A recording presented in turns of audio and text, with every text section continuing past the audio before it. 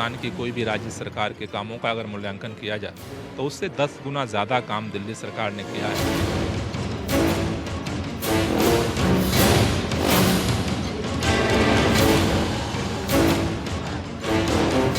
दिल्ली इसमें फैसला करेगी कि वास्तव में ये सरकार कैसा कामकाज कर रही है। हमारे हिसाब से इस सरकार का 0 नंबर है।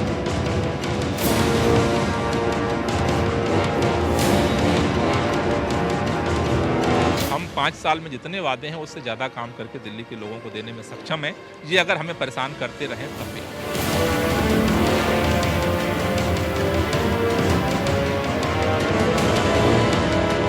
1,14,000 करोड़ रुपए का लोन माफ कर दिया बड़े लोगों का। उसको कहते हैं कि अच्छा काम किया है, और जनता के लिए अगर हमने 14 करोड़ की सब्सिडी दी उसको कहते हैं आपने गलत काम कर दिया है। दिल्ली के पैसे पर, दिल्ली के विकास के पैसे पर, दिल्ली के डेवलपमेंट के पैसे पर दूसरे राज्यों में चुनाव की तैयारी हो रही है।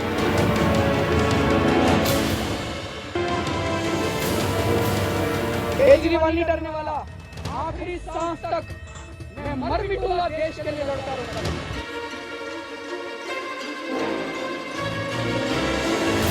नमस्कार, आप देख रहे हैं हम लोग, और आज केजरीवाल सरकार का 1 साल पूरा हो गया है। आम आदमी पार्टी एक एक्टिविस्ट के तौर पे कई पैमानों पर सरकारों को चुनौती देती रही, सवाल करती रही। पारदर्शिता का सवाल, जवाबदेही पर सवाल, वादों को पूरा करने पर सवाल उठाया। लेकिन सरकार में आने के 1 साल बाद आज पार्टी जवाबदेह है, उसका आंकलन हो रहा है। आम आदमी पार्टी ने खुद को आम आदमी की पार्टी के तौर पे पेश किया है, और आम आदमी जो लफ्ज़ है, वैसे मैं याद दिला दूं कि वो कांग्रेस की देन है, क्योंकि पुराना नारा रहा कांग्रेस का हाथ आम आदमी के साथ, और उसी आम आदमी ने कांग्रेस का सफाया किया जब आम आदमी पार्टी आई। आज वो ही आम आदमी इस सरकार को रिपोर्ट कार्ड देगा। 1 साल के इस इम्तिहान में मुख्यमंत्री केजरीवाल को कितने नंबर मिले, क्या उनके तमाम वादे पूरे हुए, क्या वो माहौल दिल्ली को मिला जिसका सपना दिल्ली की जनता ने देखा था, क्या रिश्वतखोरी, भ्रष्टाचार बंद हो गए, बिजली हाफ और पानी माफ हो गया क्या? आज मुख्यमंत्री केजरीवाल ने ट्वीट किया कि पिछले साल इसी दिन दिल्ली को आपसे मोहब्बत हो गई थी। ये रिश्ता गहरा है और सदा बना रहने वाला है। वैलेंटाइंस डे का मौका है, इसलिए शायद क्या ये मोहब्बत बरकरार है 1 साल के बाद? हम लोग में आज हमारे साथ नुमाइंदे होंगे आम आदमी पार्टी के, कांग्रेस के और बीजेपी के। हमारे साथ हैं सौरभ भारद्वाज, रागिनी नायक और विजेंद्र गुप्ता, और उनसे सवाल करेंगे हम तमाम लोग। बहुत बहुत स्वागत है आप सभी लोगों का। सौरभ, आज आपको सबसे ज़्यादा जवाब देने होंगे। तो चूंकि मुख्यमंत्री हमेशा शुरू करते हैं जनता की राय से, हर बात पे आम आदमी पार्टी की यूएसपी रही है कि वो जनता का ओपिनियन पोल, बल्कि अब जो वापस ऑड इवन लागू होने वाला उस पर भी जनता से पोल हुआ। तो मैं आप तमाम लोगों से पहले शुरू करना चाहती हूँ, जो हम लोग यहाँ नुमाइंदे हैं जनता के, कि आप केजरीवाल सरकार को 1 साल पूरा होने पे 100 में से कितना नंबर देंगे? आप में से कोई हाथ उठाए, पहले बोलना चाहेंगे जी? 90% नंबर देंगे। 90%, शुरुआत बहुत जबरदस्त रही है। आप? और 0। अच्छा, पीछे भी माइक पास करेंगे, आप बताइएगा। जी मैं 50 नंबर दूंगा, 50%। कुछ काम किया है, जो वादे किए थे पूरे नहीं किए, और ये 5 साल अभी बहुत दूर पड़े हुए हैं। 1 साल में जो काम होने चाहिए थे वो काम नहीं हुए। 1 साल में 0 नंबर आप दे रहे हैं, ये 90 दे रहे हैं। माइक आगे बढ़ाएं सर, इनको दे दीजिए यहाँ पे। मैं 60 नंबर देना चाहूँगा, क्योंकि प्रोमिसेस जो किए हैं वो अभी स्टार्टिंग लेवल पे हैं। क्रियान्वयन क्या हो रहा है उसकी अभी गाइडलाइंस आई नहीं है। जी, आप बताइए। मैं 80 नंबर देना चाहूँगा। 10% अगर कांग्रेस हेल्प करती, 10% बीजेपी हेल्प करती तो शायद 100% रिजल्ट होता। चलिए, एक तरफ 90 मेरे, एक तरफ 80, बीच में 60, 50 और 0 सब हैं। मैम खाली वादों का 1 नंबर देना चाहूँगा। वादे बहुत अच्छे किए थे। मैं उनको माइनस में ले जाना चाहूंगा, जो था वो भी छीन लिया हमारा। जो था वो छीन लिया। चलिए, इस पर जवाब लेंगे सौरभ से, आप बताइए। मैं 50 नंबर देना चाहूँगा। 50 नंबर। आगे?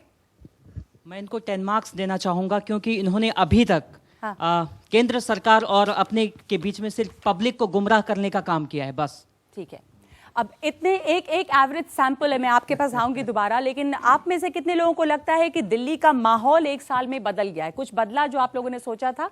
हाथ उठाइएगा जिनको लगता है कि दिल्ली बहुत बदल गई है, बेहतर के लिए बदली है। बेहतर के लिए बदली है। 1 2 3 4 5 6।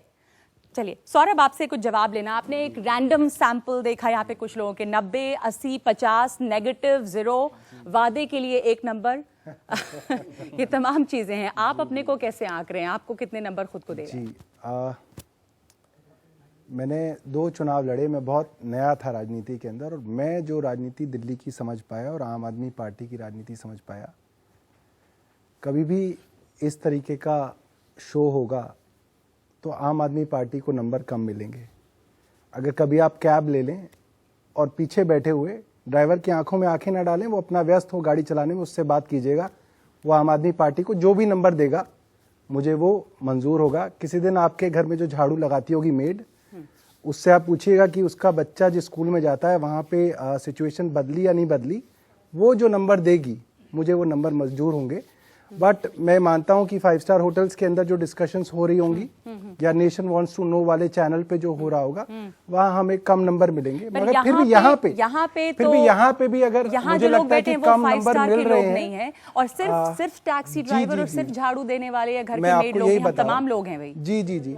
और मैं ये बता रहा हूँ कि अगर यहाँ पे भी नंबर कम मिल रहे हैं तो ये भी एक फीडबैक है सरकार के लिए। मुझे लगता है कि जिन लोगों ने नंबर कम दिए हैं, शायद उनकी उम्मीदों पे यहाँ पे किसी ने कहा कि आपने केंद्र सरकार और वादे के बीच जनता को गुमराह कर दिया। जो वादे की अगर पूरे नहीं होते, कहते केंद्र सरकार नहीं करने दे रही है। जी, अब इसके अंदर तो कोई छुपाने योग्य बात है ही नहीं कि केंद्र सरकार हमारे कामों में दखल तो देती ही है, और ये थ्योरी की बात नहीं है, ये तो कोर्ट के अंदर, हाई कोर्ट के अंदर 12 मुकदमे इस चीज के लिए चल रहे हैं। रागिनी और विजेंद्र जी, आप दोनों ने अपने अपने तरफ से विरोध रैलियां आज निकाली और नाकामी मनाई इनकी। क्यों आपको लगता है कि इन्होंने कोई काम नहीं किया, सारे वादे झूठे थे? कारण ये है कि मैं कुछ बात कहूंगा तो ये मैं अपेक्षा करूंगा कि ये उसके बारे में ये एक्सप्लेन करें कि हम 4 साल में करेंगे, लेकिन अगर ये कॉन्ट्राडिक्ट करते हैं तो बहुत ही दुख होता है। जैसे इन्होंने कहा कि 8 लाख नई नौकरियां दिल्ली में हम दिल्ली के युवाओं के लिए लाएंगे। मैं जानना चाहता हूं 1 साल में कितनी आई, लेकिन मैं 1 साल कम है, 8 लाख नौकरियां। मैं तो इतना चाहूंगा ये इतना कमिटमेंट कर दें कि अगले 4 साल में हम वो 8 लाख नौकरियां ला दें। आंख बंद करके याद कीजिए, कोई 10 वादे जो आपके दिमाग में आते हो नरेंद्र मोदी ने किए थे, उनको 2 साल हो जाएंगे। विजेंद्र जी 1 मिनट, आप मुझे बोलने दो। विजेंद्र जी उनको बोलने दीजिए। दूसरा ये सौरभ कि नरेंद्र मोदी से कंपेयर मत करें। आपने जनता की, आप बोल रहे आम आदमी पार्टी, आप अपनी बात बताइए। बोलने दीजिए। एक मिनट, आप कह रहे हैं कि नरेंद्र मोदी ने नहीं किया इसलिए आप भी नहीं कर पा रहे हैं। 1 मिनट, आप मन में ये सोचिए उन 10 में से कितने पूरे हुए? रोड मैप नहीं है। 1 मिनट, लेकिन और आप हमारे 10 याद कर लीजिए। ठीक है, और आप याद करेंगे कि चलो इन्होंने बिजली हाफ और मैं चिल्लाना मुझे बहुत पसंद नहीं है, प्लीज आप मुझे बात करने दें। बिजली हाफ और पानी माफ का तो पूरा किया इन्होंने, आप मानेंगी? आधा हुआ बिजली का दाम। करती हूँ जो आपने सवाल जनता से पूछा था उससे कि क्या दिल्ली बिजली पानी पे वादा पूरा किया या नहीं? हाँ, मुझे अपने हिसाब से जवाब देने दीजिए। ठीक है, माहौल बदल गया है और क्या बेहतरी के लिए बदला है? तो मैं अभी जश्न रेख्ता से आ रही हूँ और इसलिए ये कहकर अपनी बात की शुरुआत करूंगी कि ये दाग दाग उजाला, ये शब गजीदा सहर था इंतजार जिसका, ये वो सहर तो नहीं। वैकल्पिक राजनीति की बात करते हैं और कहते हैं कि हमारी तुलना उनसे करिए जो पहले से राजनीति करते आए हैं। आप तो नए का वादा लेकर आए थे। बिजली पानी पर आती हूँ। बिजली पानी में कांग्रेस पार्टी को लगातार गलियाते रहे, कहते रहे 15 साल भ्रष्टाचार हुआ है डिस्कॉम्स में। सब्सिडी के जरिए बिजली पानी को कांग्रेस पार्टी सस्ता करती रही और इसी के कारण पूंजीवादी मानसिकता कांग्रेस पार्टी की झलकती है। आज बिजली पानी सस्ती हुई है, जनता जानती है। 2000 करोड़ रुपया पब्लिक एक्सचेकर से इन्हीं लोगों की सरकार उसी सब्सिडी का इस्तेमाल करते हुए बिजली पानी को कम करने के लिए इस्तेमाल करती है। जनता से पूछ लूं, हिसाब से जो बिजली पानी में रियायत हुई है वो हुई है क्या? बिजली का बिल आधा हुआ है? नहीं, पानी मिल रहा है, पूछने तो दीजिए उनका। एक मिनट, आप देखिए, उनको वादा था कि डिस्कॉम्स का ऑडिट करके भ्रष्टाचार ऑडिट किया उन्होंने, ऑडिट किया है उन्होंने। पैसे जो उसमें से निकल कर आएंगे वो, पर आप तो अभी भी सब्सिडी। अच्छा, मैं 1 मिनट कुछ यहाँ पर लोगों से पूछ लूं, क्या उनको लगता है बिजली पानी में कुछ बेहतरी हुई? बात है अंदर की किस तरह से सस्ता किया है, लेकिन क्या महसूस हो रहा है? बिल्कुल हुआ है, फायदा हुआ है। बिल्कुल फायदा हुआ है इस चीज का। आप में से किसी और को लगता है कि पानी मिल रहा है? अब 7 लाख घरों को वैसे मुफ्त पानी मिल रहा है। मैं पानी बिजली की बात मैं बहुत स्पष्ट तौर पे कहना चाह रहा हूँ कि पानी बिजली का बिल पे करने के लिए हमें हमारी सैलरी तक नहीं दी गई पिछले 4 महीने।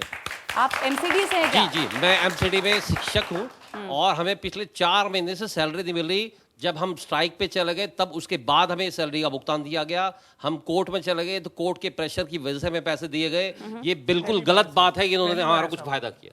आप जी मैडम, मैं पवन कपूर हूँ, दिल्ली नगर निगम मजदूर यूनियन से हूँ, और मैं सौरभ जी से कहना चाहता हूँ कि सौरभ जी, बिजली पानी माफ हुए ना हुए हों, लेकिन पहली बार नगर निगम के इतिहास में ऐसा हुआ है सैलरी माफ कि छोटे कर्मचारी से लेकर बड़े कर्मचारी तक एक संघर्ष में कूदे हैं केवल वेतन के लिए। तो जो इतने असहाय हुए हैं हम, जितने सताए हुए हैं परिवार, उसके लिए जो है हमें बड़ा दर्द है। मतलब कितने परिवार जो है मतलब 4 महीने से आप एक एब्सोल्यूट टर्म्स में नहीं बात कर सकते। आप उस वक्त से कंपेयर कर लीजिए जब अरुण जेटली थे, उन्होंने दिल्ली का बजट दिया। उस वक्त से कंपेयर कर लीजिए जब शीला दीक्षित ने एमसीडी को कितने पैसे दिए। उन दोनों से, मैं इन दोनों के आगे दावा कर रहा हूं, उससे 100-200 करोड़ ज्यादा ही दिया है। और चौथे वित्त आयोग के लिए अभी कमिटमेंट कर लें ये कि फुल एंड फाइनल 100% चौथे वित्त आयोग को लागू करने के लिए तैयार हैं, तो हम तुरंत कर देंगे। आप बोल दीजिए, आप बोलिए, एक मिनट, आप बोलिए, कैमरे के आगे बोलिए कि आप तैयार हैं। कहिए, बताइए, आप तैयार हैं 100% उसको लागू करने के लिए? दिल्ली का चौथा वित्त आयोग दिल्ली सरकार ने बनाया था। दिल्ली सरकार ने ही उसमें अधिकारी बिठाए थे, रिटायर्ड लोग थे, इंडिपेंडेंट लोग थे। मैं इस पर कोई उन्होंने जो रिकमेंडेशन इस सरकार को दी है कि आप जितना पैसा दिल्ली सरकार दे रही है नगर निगमों को, उससे 3 गुना देने की जरूरत है, यानी 12.5%। इन्होंने पहले तो रिपोर्ट को टेबल ही नहीं किया असेंबली में। मुझे आपने देखा होगा सदन से मार्शल से उठा के बाहर फेंक दिया। मैं 10 बार ये सवाल उठा चुका कि आप चौथे वित्त आयोग की रिपोर्ट टेबल पर क्यों नहीं ला रहे, उसको लागू क्यों नहीं कर रहे। हर बार मुझे उठा करके मार्शल से बाहर निकाल देते। कांग्रेस पार्टी ये है कि जो जिम्मेदारी इनकी है उसको पूरा नहीं कर रहे। लड़िए मत। देखिए, कांग्रेस पार्टी का बता दूं, क्योंकि इन्होंने सवाल पूछा। जब कांग्रेस की सरकार थी तब 35,000 करोड़ रुपए का बजट होता था सालाना, जिसमें से 3200 करोड़ रुपया दिया जाता था एमसीडी को। आज 4200 करोड़ रुपए, क्योंकि हर साल कुछ ना कुछ इजाफा होता है, 42,000 करोड़ रुपए का बजट दिल्ली सरकार के पास है, और 650 करोड़ रुपया कम कर दिया गया है एमसीडी का, बढ़ाया नहीं गया। जो नहीं, गलत आप बात बोलिए। और दूसरी बात, एक मिनट, अपने विधायकों की सैलरी 400 गुना बढ़ाई जा सकती है, लेकिन आम आदमी जो यहाँ पर नौकरियां कर रहे हैं बढ़ाया गया है, सैलरी नहीं बढ़ाया गया है। आप 2.5 लाख रुपया लेके जाएंगे और 25,000 की सैलरी नहीं मिलेगी गरीब आदमी को। मैं ये पूछ रही हूँ कि अगर बढ़ाया गया है तो उनको पैसे क्यों नहीं मिल रहे हैं? आप भी एमसीडी से हैं?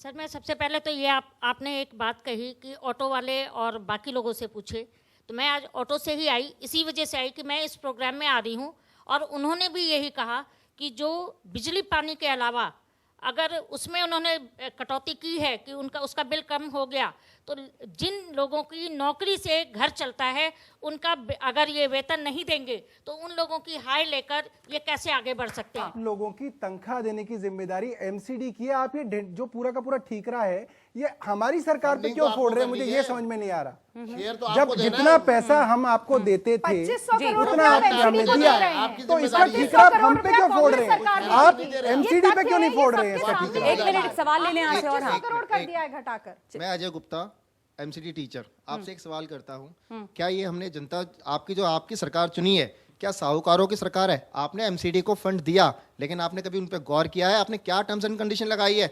उनमें आपने लिखा है कि कोई नई रिक्रूटमेंट नहीं होगी अस्थायी तौर पर, और उस पर ब्याज लगाया है। क्या ये बनियों की सरकार वास्तव में बनियों की बन गई है क्या? मुझे लगता है कि ये तो बड़ी अजीब सी बात कर रहे हैं। जिन टर्म्स एंड कंडीशंस पे पैसा दिया जाता था शुरू से, उन्हीं पे दिया जा रहा है। आपने उनको 90 नंबर दिए थे, क्या आपको अच्छा लगा?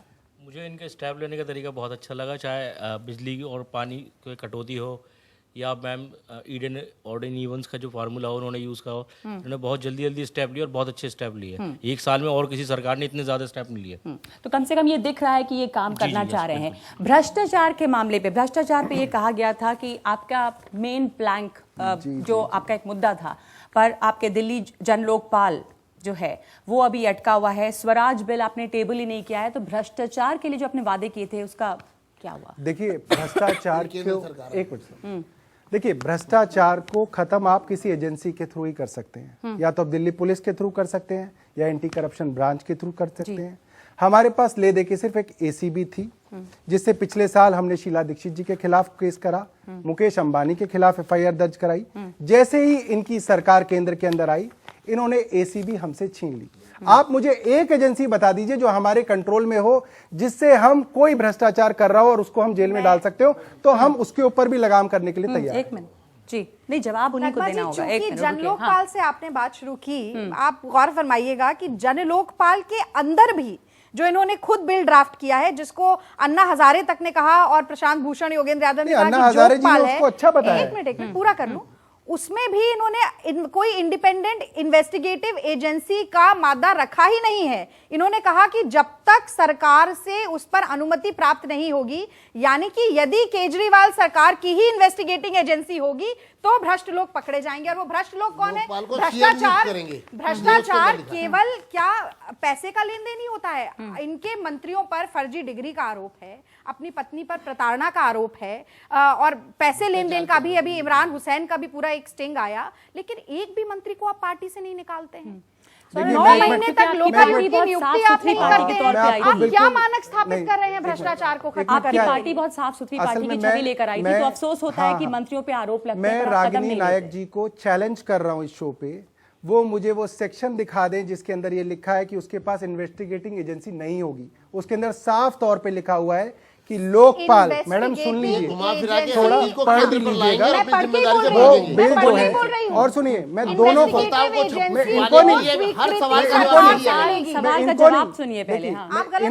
इनको चैलेंज कर रहा हूं, अपने फेसबुक पे डाल दीजिएगा वो सेक्शन, नहीं तो आज जाते ही मैं डालूंगा उस सेक्शन को। और इनको मैं चैलेंज कर रहा हूं, वो सेक्शन डाल दीजिएगा जहां पे लिखा हो कि सीएम अपॉइंट करेगा। 7 मेंबर की कमेटी है, आप यहाँ पे झूठ ना बोलें। 7 मेंबर की कमेटी में 2/3 बहुमत के साथ लोकायुक्त को निकाला जा सकता है। हाँ, तो वो केजरीवाल सरकार ही निकाल सकती है। लोकायुक्त पे प्रेशर रहेगा। और चुनेगा कौन? Chief minister, leader of opposition, speaker, chief justice, 2 eminent person जिनका चुनाव भी पॉलिटिकल क्लास ही करेगी। अब आप बताइए, 5 लोग वही हैं जो पॉलिटिकल क्लास चुनेंगे, तो फिर कैसी बात हुई? ये केवल भूल झोंकने का काम है। कार्रवाई होनी है, वही उसको अपॉइंट करेंगे। नहीं, ये बताइए 2015 का जो बिल था उसको क्यों नहीं आपने अपनाया? आपने दोबारा रागिनी विजेंद्र जी को कहने दीजिए। एक मिनट, एक छोटा सा, मैं इनसे एक छोटा सा और सवाल करता हूँ। इनकी कई राज्यों में, एक मिनट, कई राज्यों में आपकी सरकार है, कई राज्यों में आपकी सरकार है। आपके किसी राज्य में इससे बेहतर जन लोकपाल हो? मैं आपके ऑन एयर रह रहा हूं, मैं राजनीति छोड़ दूंगा, मैं रिजाइन कर दूंगा। आप मुझे दिखा दो। मैं जवाब देती हूं। उत्तराखंड में इससे बेहतर लोकपाल है। ये जो 1 मिनट मैं अपनी बात कह रहा था, वो रिपील हो चुका है, वो रिपील हो चुका है। आप पता चलिए वो रिपील हो गया है। सुन लीजिए, रागिनी, अब आगे बढ़ेंगे। जन लोकपाल सवाल पूछा है, उन्होंने उसका जवाब दिया है, लेकिन हम इसके किसी कंक्लूजन पे तो निकल नहीं जाते। उनका काम जवाब देना, सवाल पूछना। मैं आगे बढ़ूं, बताना चाहता हूं लोकपाल का क्या, मैं ये पूछना चाहती हूँ कि आपने वादा किया था एक और कि पूरे दिल्ली शहर जो है वो वाईफाई से कनेक्टेड होगा। चंद बसों में सिर्फ वाईफाई है, ये जनता सब हाथ सर हिला रहे हैं, उसका मैं क्या हुआ? बिल्कुल ये बोलूंगा कि खास तौर पे यंगस्टर्स के लिए कि उसमें थोड़ा विलंब हुआ है, और ये हमारी एक नाकामी है। और CCTV इस साल के अंदर उसको करा जाएगा। कंडीशंस अप्लाई नहीं लिखा आपने, मुफ्त नहीं, वो उसमें थोड़े सा विलंब हो रहा है। Conditions apply. एक शिकायत ये भी रहती है कि आप लोग वादे पूरे होते नहीं है, लेकिन पोस्टर्स लग जाते हैं कि वादा किया, पूरा हुआ। अब 526 करोड़ रुपए मैं इसके अंदर, अब मैं थोड़ा सा ये बताऊं, बोलने दीजिए उनको, आगे नहीं है उनको बोलने दीजिए। और एक बात मैं आपको ये बताऊं कि जो 70 वायदे हैं, हम ये नहीं कह रहे कि वो 70 वायदे पहले दिन या पहले साल पूरे हो जाएंगे, मगर वो 70 वायदे 5 साल के अंदर पूरे होंगे, और आपके फीडबैक से हम मदद ले रहे हैं। ठीक है, सवाल पूछिए अपना एक मिनट। सौरभ जी, आप यंग हैं और बहुत अच्छी एनर्जी है। केजरीवाल जी इलेक्शन से पहले बहुत अच्छी एनर्जी लेकर आए थे। मैं उनके ज्ञान को, मतलब ज्ञान उन्होंने दुरुस्त नहीं किया इलेक्शन से पहले। इलेक्शन से पहले उन्होंने महिला सुरक्षा का वादा किया। उन्होंने शीला दीक्षित जी के खिलाफ 250 पेज की जो थी रिपोर्ट, वो दिखाई कि आते ही हम सत्ता में आते ही उनको जेल में डालेंगे। लेकिन जैसे ही इलेक्शन जीत गए, उनकी नॉलेज जो थी वो इलेक्शन से पहले थी, वो बिल्कुल जो गर्त में चली गई। महिला सुरक्षा तो दिल्ली पुलिस के हाथ में, दिल्ली पुलिस मेरे पास नहीं है। इलेक्शन से पहले उनको लग रहा था कि शायद दिल्ली पुलिस में, दिल्ली सरकार के पास होती होगी। इलेक्शन से पहले उन्होंने कहा कि शीला दीक्षित जो है उनको जेल में डालूंगा, तो उन्होंने कहा कि एसीबी मेरे पास नहीं है, एसीबी मेरे पास नहीं है, तो शीला दीक्षित को अब जेल में डालने का भी उनका वो चला गया। माइक तो सर, इसका जब आप महिला सुरक्षा से यहाँ पर 3 लड़कियां बैठी हैं, मैं आपसे भी पूछना चाहूंगी, आपको लगता है सीसीटीवी बसों में लगे सुरक्षा कुछ बड़ी है, कमांडोज बस में तैनात हुए हैं जो वादे थे? नहीं, कमांडोज तो नहीं है, लेकिन हाँ सीसीटीवी कैमरा जरूर बस में लगे हैं। और मुझे मैं थोड़ी इससे प्लस पॉइंट दूंगी इन्हें, क्योंकि मुझे लगता है कि महिला सुरक्षा थोड़ी बड़ी है। सीसीटीवी की इनिशिएटिव बहुत कम जगह हुआ, और सीसीटीवी जैसे लगने की बात थी वो तो हुआ नहीं। मुझे लगता है कि सीसीटीवी जो है, जैसे कि कुछ कॉन्स्टिट्यूएंसीज में अच्छा काम हुआ है। फ्रैंकली मैं अपनी जीके की कॉन्स्टिट्यूएंसी को देखूं तो वहां पे मुझे लगता है कि 52 कॉलोनीज के अंदर सीसीटीवी लगा है। कुछ और कॉन्स्टिट्यूएंसीज में हुआ है, मगर ओवरऑल दिल्ली के अंदर अभी सीसीटीवी काफी कम है। मैं मानता हूँ। और मैं जहां तक और मैं जहां तक शीला दीक्षित जी की वाली बात है, देखिए किसी को भी जेल में डालने के लिए या किसी भी चीज के ऊपर पकड़ करने के लिए चाहिए, जो आपको एक एजेंसी चाहिए। कम से कम आपको कम से कम एक एजेंसी तो चाहिए। ये तो एक टेक्निकल चीज है, हमारे पास सिर्फ और एक एंटी करप्शन। सर प्लीज बीच में नहीं, एक मिनट। एंटी करप्शन ब्रांच जो थी वो एक ही एक चीज थी जो दिल्ली गवर्नमेंट के पास थी, वो इन्होंने चलिए, मैं महिला सुरक्षा पे वापस आना चाहती हूँ। जो एक ऐप की बात थी, सुरक्षा बटन वाली जो बात थी, उसका क्या हुआ? वो तभी हुआ नहीं है महिला सुरक्षा के लिए। जी, मुझे लगता है कि कुछ चीजों के अंदर जो स्पीड है, जो हमने सोची थी, उससे थोड़ी स्लो है। इसके अंदर मैं ये नहीं कहूंगा कि हम बहुत अच्छा कर रहे हैं, मगर मुझे लगता है कि जो जैसे महिलाओं ने फीडबैक दिया, इस चीज के अंदर थोड़ा और हमें एग्रेसिवली आप दोनों कैसे रैंक करते हैं महिला सुरक्षा पर? विजेंद्र जी आप, फिर रागिनी मैं आपके पास आऊंगी। महिला सुरक्षा के पर इस सरकार ने एक भी कदम नहीं उठाया। और बल्कि 1 वर्ष में महिलाओं के प्रति जिस तरह का व्यवहार इस सरकार का हमने देखा है, वो निराशा करने वाला है। नहीं, इन्होंने मार्शल्स की बात की थी, बसों में मार्शल्स तैनात हुए हैं, 5000 कहा था, 2000 मार्शल्स हैं। मैं आपको बताऊं, ये आपको इन्होंने ही डाटा दिए होंगे। नहीं, ये इंटरनेट पे कहीं भी अवेलेबल है, ऑफिशियल है। मैं उनसे डेटा नहीं ले रही। अपनी बात कह दूं, जिस तरह की सुरक्षा की बात की गई थी, उस तरह की सुरक्षा के लिए एक भी कदम, और यहाँ इतनी महिलाएं और गर्ल्स बैठी हैं, आप उनसे पूछिए, क्या वो दिल्ली में जब वो अकेले जाती हैं किसी भी समय, दिन में या रात को, क्या वो अपने आप को सिक्योर फील करती है? अगर उनके मन में ये परसेप्शन आ गई है तो बहुत अच्छी बात है, और अगर ये परसेप्शन नहीं है तो आप फाइल पूरी करते रहिए कि हमने 2000 लगा दिए, हमने 500 लगा दिए। दिल्ली की परसेप्शन में अगर बदलाव आया है वो मुझे बताइए। सिफर देने के कारण है 181 हेल्पलाइन इन्होंने शेल्फ कर दी। जेंडर रिसोर्स सेंटर्स में लोगों को तनख्वाह नहीं मिली, वो बंद हो गए। आवाज उठाओ अभियान जो कि चेतना फैलाने का काम था, RWS के साथ मिलकर काम करता था, उसे बंद कर दिया गया। और फिर सरकार मानक क्या स्थापित करती है?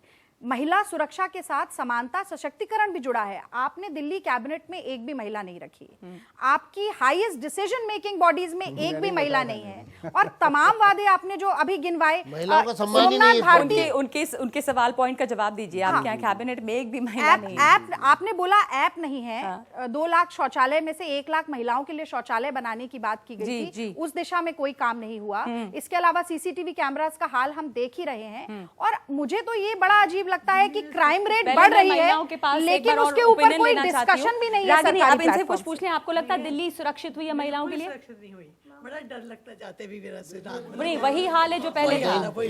आपको लगता है कि वही हाल है जो पहले था? सुरक्षा के मामले में सुरक्षा है वो बसेस में मार्शल्स तक ही सीमित नहीं है। हम लोग स्कूल्स में हैं, आपके जो कॉमन लोग हैं वो आपकी टोपियां पहन के आ जाते हैं स्कूल्स में, और इस तरह की बदतमीजी करते हैं, हमें सिखाते हैं कि आपको ऐसे काम करना है, आपको ऐसे काम करना है। उन्हें एक्चुअली पता है कि हमें स्कूल्स में किस तरह से वर्क करना है, और अगर हम उनकी कंप्लेंट किसी से करें तो वो कहते हैं नहीं जी ये तो आपके कार्यकर्ता है, हम कुछ नहीं कर सकते। ये भी एक महिला सुरक्षा का बहुत बड़ा मुद्दा है। एक मैं आपसे भी पूछना चाहती हूँ, आपको लगता है कि दिल्ली सुरक्षित हुई है पहले के मुकाबले? 1 साल में कुछ बेहतर हुआ है? जी, मैं आपके एमसीडी के सोशल वर्कर हूँ। मैं सोशल वर्कर हूँ और मैं बस से बहुत सफर करती हूँ।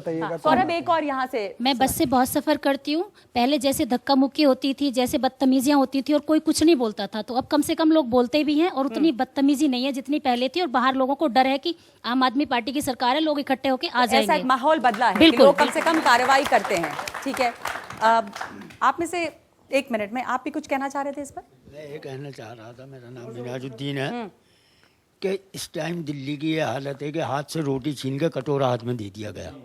अच्छा, बस ये इसका नंबर जो 0 है या 100 है वो आप खुद जोड़ लीजिए कि रोटी छीन के कटोरा हाथ में है पब्लिक की। मैडम, हम लोग एक महत्वपूर्ण विषय से शिफ्ट कर गए हैं, करप्शन के ऊपर। करप्शन तो इन्होंने 4 गुना अपनी सैलरी बढ़ा के अपने आप ही लीगलाइज कर दी है। उसके लिए इनका क्या जवाब है? मैं आपको बताता हूँ। देखिए, 1 मिनट, मैं आऊंगी मैं इनको सैलरी का थोड़ा सा एक ही सवाल। एक तो मैं इस मिथ्या को खत्म कर दूं कि आपकी हमारी सैलरी बढ़ गई है। अभी तक हमारी सैलरी बढ़ी नहीं है, पहली बात। हाँ, अभी तक कोई सैलरी बढ़ी नहीं है, ठीक है। और जहां तक दूसरी बात, मुझे लगता है कि सभी प्रोफेशंस के अंदर एक वाजिब सैलरी होनी चाहिए। मैं आपको फ्रैंकली बता रहा हूँ, मेरा घर 12,000 रुपए महीने में नहीं चल सकता, और आप मुझे मजबूर करें अगर कि मैं बिल्डरों के आगे हाथ फैलाऊं और वो सब करूं जो सब हो रहा था, जो आप कर रहे थे सर। आपको पता है नहीं बने थे आप तब तक क्या सर, मेरी 2.5 लाख रुपए तनख्वाह थी सर महीने की। 2.5 लाख रुपए महीने की तनख्वाह थी सर मेरी एमएलए बनने से पहले। मतलब हर गरीब आदमी बेईमान है। मैं तो ये जानना चाहती हूँ कि ये सत्ता के विकेंद्रीकरण की बात करते थे, जिसमें मोहल्ला समिति बहुत बड़ा मुद्दा थी। स्वराज बिल आपने कहा टेबल नहीं हुआ, जन लोकपाल को लेकर मोहल्ला समिति के पास नहीं गए, अपना वेतन बढ़ाने को लेकर मोहल्ला समिति के पास नहीं गए। तो ये अवसरवादी और सुविधावादी राजनीति है, जिसमें प्रोपेगेंडा क्रिएट करना होता है, उसमें जनता के ऊपर डाल देते हैं, और जहां अपना फायदा होता है वहां जनता को भूल जाते हैं। मैं स्वराज और मोहल्ला सभा के बारे में एक जो जनरल फीलिंग बहुत सारे लोगों से आ रही है, वो ये कि अगर कुछ आप कहते हैं और पूरा नहीं करते हैं तो या तो आप जनता पे डालते हैं या केंद्र सरकार पे, यानी आप जिम्मेदारी शिफ्ट करने का एक अप्रोच है, एस्केपिज्म। देखिए, जैसे सीसीटीवी की बात है, उसमें मैंने आपकी अपनी जिम्मेदारी मानी कि थोड़ा टाइम लग रहा है वाईफाई और सीसीटीवी के अंदर, मगर जहां तक दिल्ली पुलिस की बात है, ये तो हम रोज अखबारों में पढ़ रहे हैं कि हमने महिलाओं के लिए एक इंक्वायरी कमीशन बनाया, इन्होंने नल एंड वॉइड कर दिया। दूसरी बात, हमारी महिला उद्योग आयोग की अध्यक्षा बस्सी साहब से डेटा मांग रही है महिलाओं के खिलाफ। क्या हुआ? हाईकोर्ट में केस चल रहा है, वो कह रहे मैं नहीं दूंगा डेटा। को लगाओ ना, जो चाहे कोई मना करे तो फिर वो जिम्मेदार है, आरटीआई लगा दो। इस चीज में तो साफ साफ दिख रहा है कि इनकी तरफ से जो कॉपरेशन मिलना चाहिए था वो नहीं मिल रहा। जहां तक मोहल्ला सभा और स्वराज की बात है, पिछले साल हमने 70 में से 11 विधानसभाओं के अंदर 20-20 करोड़ रुपया मोहल्ला सभा से किया, और इस साल सभी 70 के अंदर मोहल्ला सभाएं आ रही हैं। पोल्यूशन को आपने उसको कम करने के लिए क्या कदम उठाए? एजुकेशन पर आपने क्या नर्सरी एडमिशन कितना ट्रांसपेरेंट किया? मैं वापस आऊंगी, एक ब्रेक ले लेती हूँ, मैं ब्रेक के बाद लौटेंगी। वैसे एक मिनट आप लोगों को क्या लगता है कि आम आदमी पार्टी के कामकाज में केंद्र सरकार रोड़ा अटकाती है, इसलिए वो नहीं कर पा रहे हैं? कितने लोगों को लगता है अटकाती है? 1 2 3 4 5। मैं एक ब्रेक लूंगी और ब्रेक के बाद लौटती हूँ, और दूसरे जो मुद्दे हैं, कितने वादे पूरे हुए, इस पर चर्चा करेंगे, आपके पास भी आएंगे ब्रेक के बाद।